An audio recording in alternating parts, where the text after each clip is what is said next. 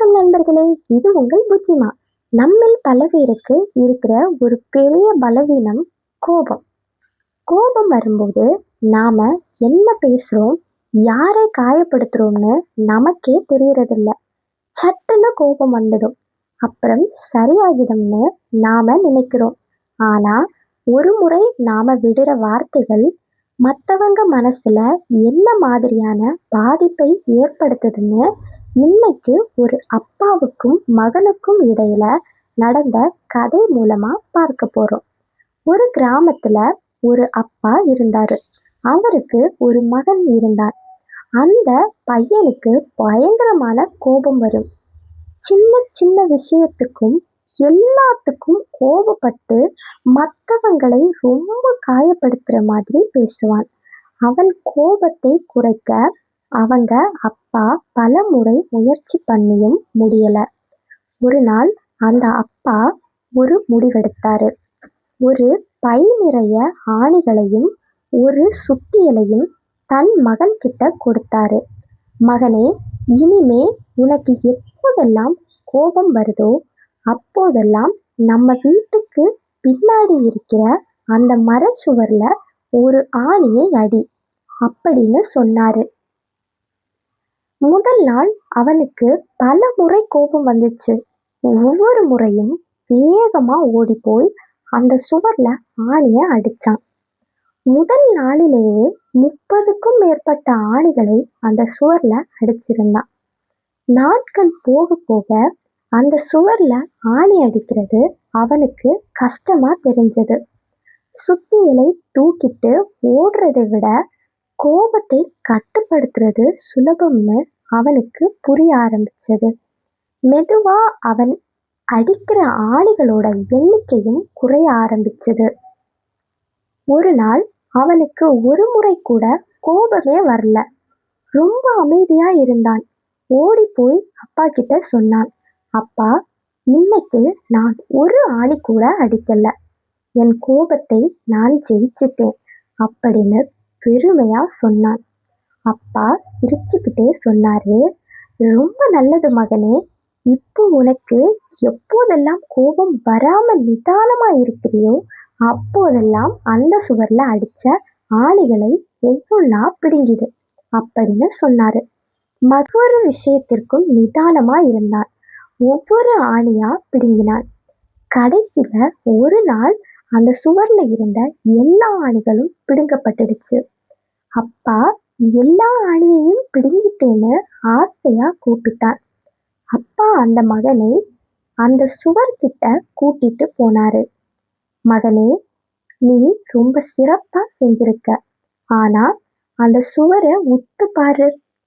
அந்த சுவர்ல எவ்வளவு ஓட்டைகள் இருக்கு பாத்தியா அப்படின்னு கேட்டாரு. முன்னாடி இருந்த மாதிரி இந்த சுவர் இப்போ சுத்தமா இல்லை. நீ ஆணியை பிடுங்கிட்ட, ஆனா அந்த வடுக்கள் அங்கேயே தான் இருக்கு. இதுதான் கோபம் அப்படின்னு அப்பா சொன்னாரு. நீ கோபத்துல ஒருத்தரை திட்டிட்டு அப்புறம் சாரி கேட்டால், ஆனா அந்த வார்த்தைகள் அவங்க மனசுல ஏற்படுத்தின காயம் இந்த சுவர்ல இருக்கிற ஓட்டை மாதிரி தான். அது என்னைக்குமே ஆறாது. நண்பர்களே, நம்ம வாழ்க்கையிலையும் நாம நம்ம அப்பா அம்மா நண்பர்கள் எல்லாருக்கிட்டையும் கோபத்துல எதையாவது சொல்லிடுறோம். அப்புறம் நாம சமாதானம் ஆகிடுறோம். ஆனா அவங்க மனசுக்குள்ள அந்த வலி ஒரு ஓட்டையா இருந்துகிட்டே இருக்கும். ஒருத்தரை நீங்க கத்தியால குத்திட்டு அப்புறம் மன்னிப்பு கேட்டா ரத்தம் நின்னுடும், காயம் ஆறிடும். ஆனா அந்த தழும்பு அப்படியே இருக்கும் இல்லையா? வார்த்தைகளும் அப்படிதான். கோபம் வரும்போது ஒரு நிமிடம் அமைதியா இருங்க. அந்த ஒரு நிமிடம் அமைதி உங்களை 100 நாள் வருத்தத்துல இருந்து காப்பாத்தும். பதில் சொல்லியே ஆகணுங்கிற கட்டாயம் நமக்கு எப்போதும் கிடையாது.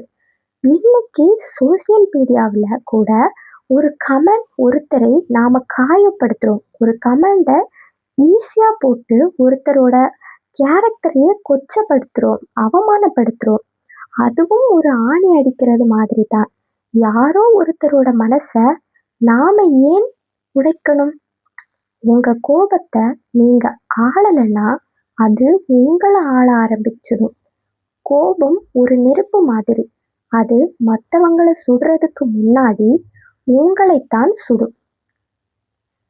நீங்க யாரையாவது காயப்படுத்தி இருந்தால் அந்த ஆணிகளை பிடுங்குற மாதிரி இன்னைக்கே போய் அவங்க கிட்ட மன்னிப்பு கேளுங்க. ஆனா இனிமே அந்த சுவர்ல ஓட்டை விழாம பார்த்துக்கோங்க. நீங்க கோபத்துல யாரையாவது திட்டிட்டு அப்புறம் வருத்தப்பட்டுட்டு இருக்கீங்கன்னா அந்த சம்பவத்தை கமெண்ட்ல கண்டிப்பா ஷேர் பண்ண மறந்துடாதுங்க. வார்த்தைகளை சிக்கனமா பயன்படுத்துங்க. அன்பை அதிகமா பகிருங்க. இந்த கதை கண்டிப்பா உங்களுக்குள்ள ஒரு மாற்றத்தை கொண்டு வந்திருக்கும்னு நான் நம்புறேன். ஒரு சுவர்ல நாம அடிக்கிற ஆணிய நாம பிடுங்கினாலும் அந்த சுவர்ல இருக்கிற வடு எப்பவுமே மாறாது. அந்த அடையாளம் வாழ்நாள் முழுக்க அதிலேயே தான் இருக்கும். அதே மாதிரி தான் நாம ஒருத்தங்களை காயப்படுத்துறதும் அவர்களின் மனதில் ஆழமாக பதிந்து அது ஒரு வடுவாக அப்படியே தான் இருக்கும். அது ஒரு காயமாக இருக்கும். அது என்னைக்கும் ஆறாது.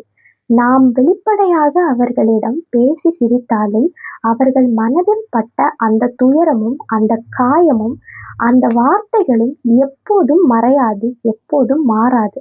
அதுதான் உண்மை. அதனால் ஒரு வார்த்தை விடுவதற்கு முன்னால், கோபத்தில் நீங்கள் ஒரு வார்த்தை விடுவதற்கு முன்னால் 1000 முறை யோசித்து அந்த வார்த்தையை விடுங்கள். அப்போதுதான் நமக்கும் பிந்தைய நாளில் எந்த குழப்பமும் இல்லாமல் நிம்மதியாக இருக்கும். அவர்கள் பேசுகிறார்கள் என்றால் அவர்கள் யோசிப்பார்கள். நீங்களும் பேசினால் நீங்களும் யோசிப்பீர்கள். அதனால் நீங்கள் அவர்கள் கோபப்படும்போது அமைதியாக இருங்கள். அவர்கள் கோபப்பட்டதற்கான பலனை அவர்கள் பெறுவார்கள். நீங்களும் உடன் கோபப்பட்டீர்களானால் நீங்களும் அதற்கான பலனை அடையக்கூடும். அதனால் நீங்கள் நிதானமாகவும் நிம்மதியாகவும் இருங்கள். நிதானமாக இருந்தாலே நிம்மதி தேடி வரும். கோபத்தை கட்டுப்படுத்தி கொள்ளுங்கள். கண்டிப்பா நான் இன்னைக்கு உங்களுக்கு சொன்ன இந்த ஸ்டோரி உங்களோட மனசை கண்டிப்பா மாத்திருக்கும்னு நான் நம்புறேன். அப்படி மாத்தி இருந்துச்சுன்னா கண்டிப்பா சேனலை சப்ஸ்கிரைப் பண்ணி வச்சுக்கோங்க. சேனல்ல மறக்காம ஒரு கமெண்ட்டை போட்டு விட்டுருங்க. உங்களுக்கு இன்னும் நிறைய வீடியோஸ் வேணும்னா கண்டிப்பா கமெண்ட் பண்ணுங்க. இன்னும் நான் நிறைய மோட்டிவேஷனல் ஸ்டோரிஸ் பார்ட்டாக போடுறேன். கண்டிப்பா எல்லாரும் பாருங்க. அதெல்லாம் உங்களுக்கு நோட்டிஃபிகேஷனாக வரணும் அப்படின்னா நீங்கள் கண்டிப்பாக சேனல் சப்ஸ்கிரைப் பண்ணி வச்சுக்கோங்க. சேனலில் ஆல்ங்கிற பெல் ஐக்கானை கிளிக் பண்ணி வச்சுக்கோங்க. அப்போது நான் போடுற எல்லா வீடியோஸும் உங்களுக்கு கண்டிப்பாக நோட்டிஃபிகேஷனாக வரும். அதனால் மிஸ் பண்ணிடாதீங்க. Bye friends.